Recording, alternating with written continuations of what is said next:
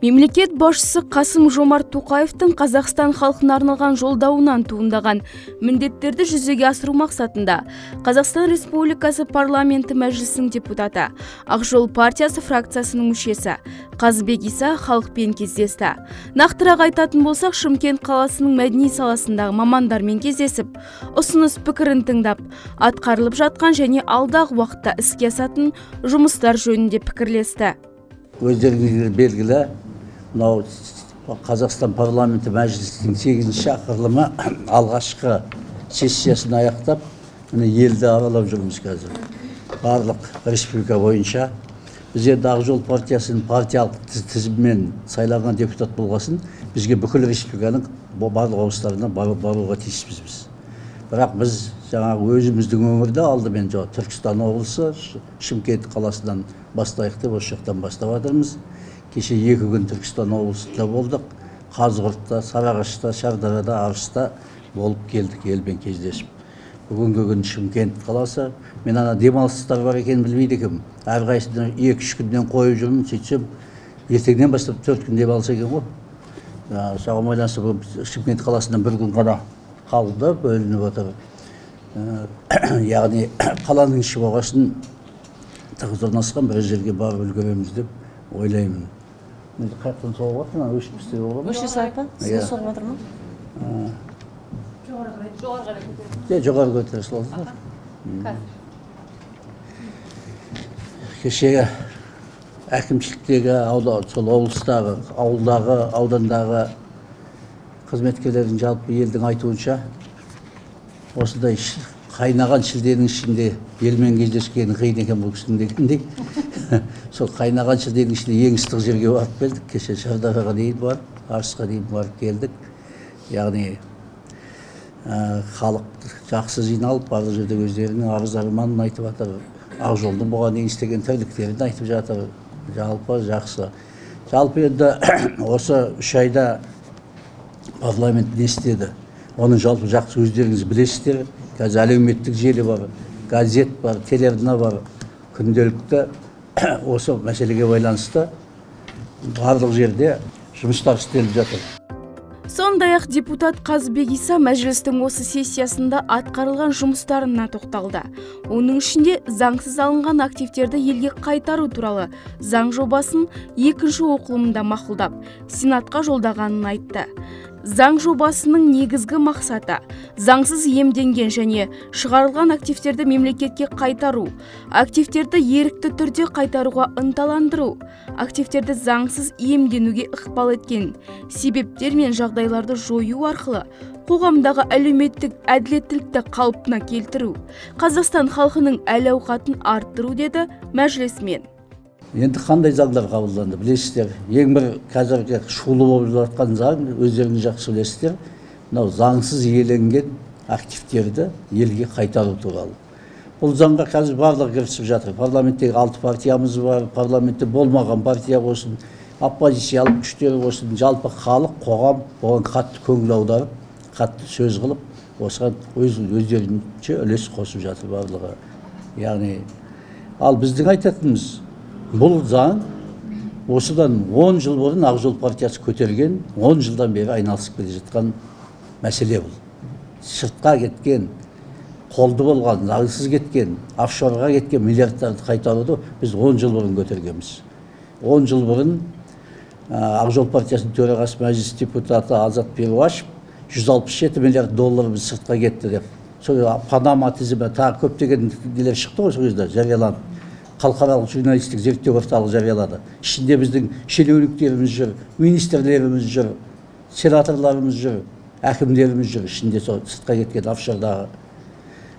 Яғни соның бәрін біз көтеріп, сол кезде 10 жыл бұрын 2013 жылы біз Азат Перуашев екеуміз осы мәселені анықтау үшін Швейцарияға бардық 2 рет. Швейцарияның парламентінде Ақ Жол сол жерде баяндама жасады, аз екен. Одан кейін Еуропарламентте де болдық біз, Балтық бой елдерінде де болдық. Міне осы мәселені қанша айтып келе жатсақ та қолға алынбай келе жатқан, ал енді былтыр білесіздер, қаңтар оқиғасынан кейін бұл мәселе қайта көтерілді. Президент Тоқаевтың өзі көтеріп, осы мәселені қолға алу керектігін ескертті. Сонымен қатар көші-қон саласында тың реформалар енгізу қажеттігін айтқан Қазыбек Иса Ақжол фракциясының депутаттық сауалына байланысты. Көші-қон комитеті құрылып, елімізде қандастардың келуіне жағдай жасалып жатқан және Қазақстан Республикасының азаматтығын алу мәселелері жеңілдетілгенін тілге тиек етті. Ақжолдықтардың алаш қайраткерлерінің есімдерін ұлықтап, қайта жаңғырту жайындағы ұсыныстарында біртіндеп іске асып келе жатқанын атап өтті. Ұлттық идеология туралы Ақжол партиясы баяғыдан айтып келе жатыр. 2007 жылы Ақжол партиясы бірінші рет ұлттық идеологиялық концепция қабылдаған 10 жылға. 2017 жылы. 2007 жылы, 2010-2020 жылдарға арнап. Біз содан бері айтып келе жатырмыз, оны тек бір партия емес, мемлекет қабылдау керек деп. Мен былтыр депутаттық сауал жасадым, жақында ғана тағы жасадым. Яғни ұлттық идеологиялық концепция қабылдауымыз керек. Сонда біздің айтып жатқан жаңа руханиятымыз бар, тәрбиеміз, біліміміз, денсаулығымыз бәріне, жаңа мемлекеттік тіліміз, осы жаңағы архивіңіз бар, жаңағы басқа археологияңыз бар, түгел барлығы сол ішінде тұжырымда болып кіреді ішіне. Сол тұжырымда болып жұмыс істейді. Осы мәселе қолға алынбай келе жатқан, жақында ұлттық құрылтайда Түркістанда өткен президенттің өзі бұл мәселеге баса назар аударды. Ол сонымен қатар парламент қабырғасында қаралып жатқан заң жобалар туралы баяндады. Олардың негізгі тетіктерін түсіндірді. Қолданысқа енгізілген маңызды заңнамалар елді мекендердің әлеуметтік ахуалын жақсартып, халықтың тұрмыс жағдайын көтеруге бағытталғанын жеткізді. Кездесуде тіл орталығының мамандары да сөз алып, айлық жалақыларының аздығын, мәдениет саласының көлеңкесінде қалып қойғандарын атап өтті. Өздеріңізге белгілі, жаңа 2020 жылы бірінші рет мәдениет саласында 35%-ға жалақы көтерілген болатын. Біздің тіл саясат комитеті сол кезде мәдениет министрлігіне қарасты болғанымен, бірақ сіздер мәдениет қызметкерлеріне жатпайсыздар деп 35% қосылмаған. Сол күйге біздің орталық 35%-сіз айлық алып келатыр. Қазіргі таңға менің жас маманым ағылшын тілі мұғалімі 115 мың айлық алады. Әдіскерім 96 мың айлық алады. Мен осы мәселені көтергім келіп тұр. Енді жаңағы не бас кеспек болса тіл кеспек жоқ дейді. Айтайық, айтпасақ жалғыз орталықпыз. Архив саласы да биылдан бастап көтерілді, сол 35%. Бұл кісілер де кірмеген тұғын. Бұл кісілер қазір қосылды 35%. Ал тіл орталығы жалғыз республика бойынша әр өңірде бір орталық қана бар. 30 адам штаттан. Бірақ жаңа жалғыздың өзі шықпас деп біздің орталықтың жұмысы барда жаңа мұғалімдердің аты барды, заты жоқ болып қалып жатырған жағдайымыз бар. Сол айлық аз, жаңағы кадр тапшы, кетеді. Себебі мектепке барса олар 300 мың айлық алады қазір. Менде 150 шықпай, 130 мың айлық алады. Үшесе көп айлық алады. 25 жыл стажы бар мұғалімдер 130 мыңға енді өздеріңізде ойлаңыздар. Мен сол үшін оларды ұстау үшін бір жарым бірлік жаңағы не берем, ставка берем. Соны мен әзірге ұстап отырмын, бірақ онда да менде қазір кадр тапшылығы, ағылшын тілі болса да келмейді. Ондай кішкентайлыққа жас мамандар келеді, енді жас мамандарды да көтеруім керек. Оларды аламын мен жұмысқа. Осындай бізде мәселе. Бұл мәселені біз көтереміз, өзекті мәселе. Өйткені кеше мына облыста аралағанда осы жаңағы бұрынғы тіл басқармалары қазір тіл орталығы болып кеткен олардың барлығы. Көбісі Алматы қаласынан бастап. Олар да осы мәселені көтеріп жатыр. Өйткені мәдениет басқа бөліміне қарайды, жаңа архив аудандағы. Ал жалпы тіл комитеті қазір ғылым министрлігіне қарап кеткен. Көрдіңіз ба? Соны бұл жерде жүйесіздік пайда болып тұр, жүйесіздік. Яғни осы мәселені көтеріп бір жолға қою керек. Яғни жазбаша жазып беріңіз бізге. Мұха жазбаша жазып, бұл мәселені үкіметте көтереміз. Сондай-ақ жиында Қазақстан Республикасының мәдениет қайраткері, Ақжол фракциясының мүшесі, Шымкент қаласындағы мәслихаттың депутаты Уралхан Сейілбекова да қатысып, шаһарымызда болып жатқан бірқатар мәселелерді көтерді. Бүгінгі таңда Шымкент қаласында жалпы халықтың көтеретін мәселесі ең әуелі әлеуметтік жағдай. Біздің қаламыз үлкейіп отыр. кеңейіп отыр. Сол шеттеу аймақтарда, қалаға жаңадан қосылған елді мекендерде мынау автокөліктің әлі де қажеттігі, бұл жерде ойын алаңдарының қажеттігі, міне осы мәселелерді көтеріп өткенде ғана мен Еңбекші ауданының оңтүстік елді мекеніне, оңтүстік шағын ауданына барып қайттым. Ол жерде осы мәселелер көтерілді, халықпен кездестім. Оның бәріне депутаттық сауал жолдадым. Енді соның жауабын күтудеміз. Енді мәдени сала, мен өзім мәдениет саласының қызметкері болғаннан кейін маған мәдениет жөніндегі сұрақтар, өтініштер келіп жатады. Жалпы осы өңірімізде мәдениет ошақтары бар. Бүгінгі таңда бірінші театрларымыз бар, және жаңадан да ашылып жатыр. Міне осылардың барлығына қызметкерлер тәрбиелеуіміз керек. Келешекте міне бүгінгі таңда көтеріп отырған тағы да тұрғындарымыздың, осындағы зиялы қауым өкілдерінің, профессор оқытушылардың көтеріп отырған мәселесі өзіміздің Шымкент қаласында мәдениет қызметкерлерін тәрбиелейтін мәдениет институты. Міне осыны қайта жандандыру қажет. Қазбек Иса Ақжол партиясы фракциясының парламентінде көтерген мәселелерді сөз етті.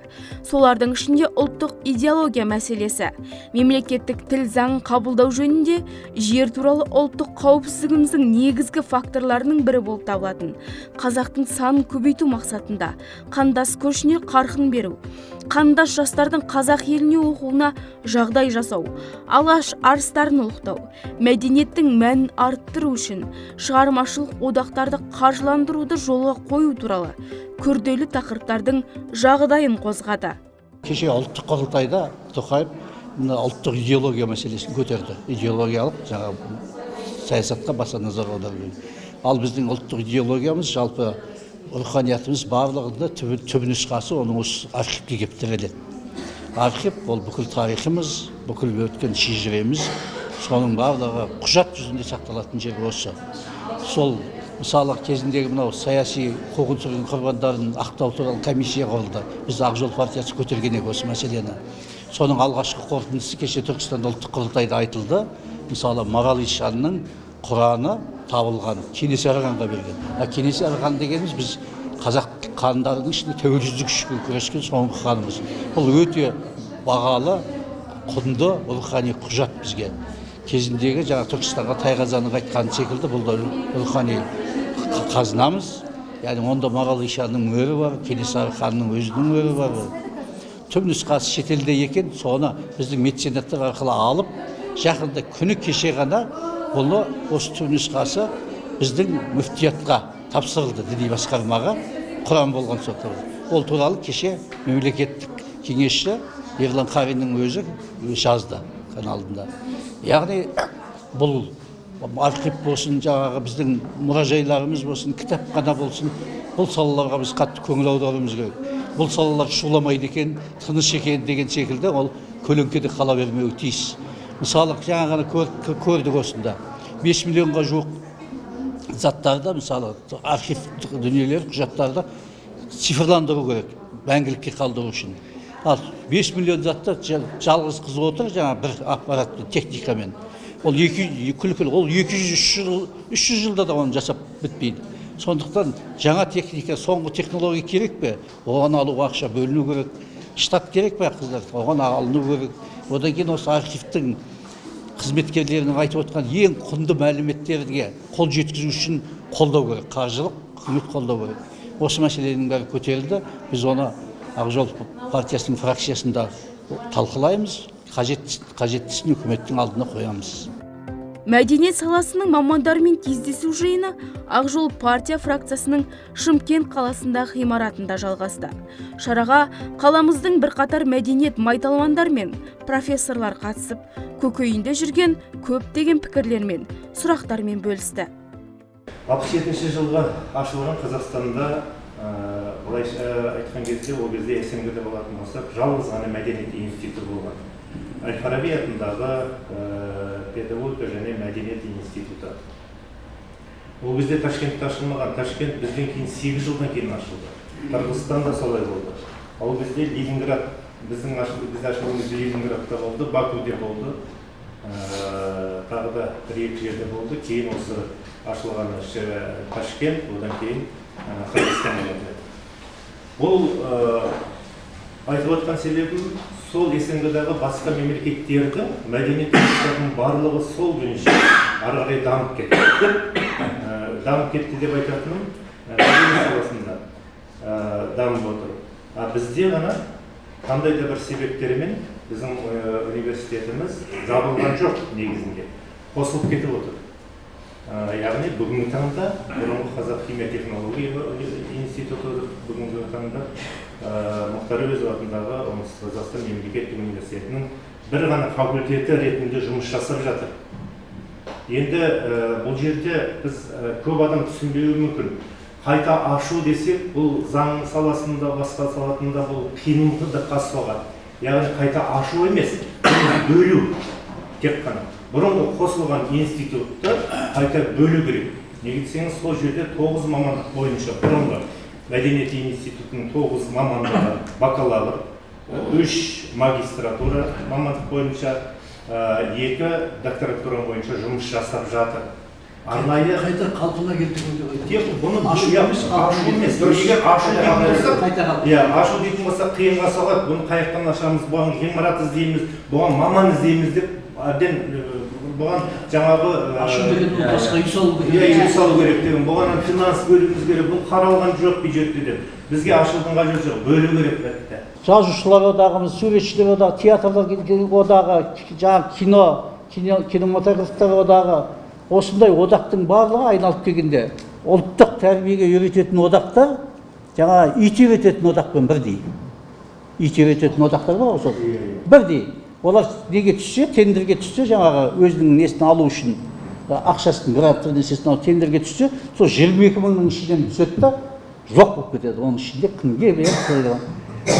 Президент Тоқаев президент бола салысымен шығармашылық қор құрды, шығармашылық мәдени қор. Сол қорға өзінің бастамасымен 258 миллион теңге аударды. Мен соны баяндауымды келтірдім. Сол 258 миллион теңгені біздің күнін көре алмай жатқан жазушылар одағы, суретшілер одағы, композиторлар тағы басқа одақтар ала алмады.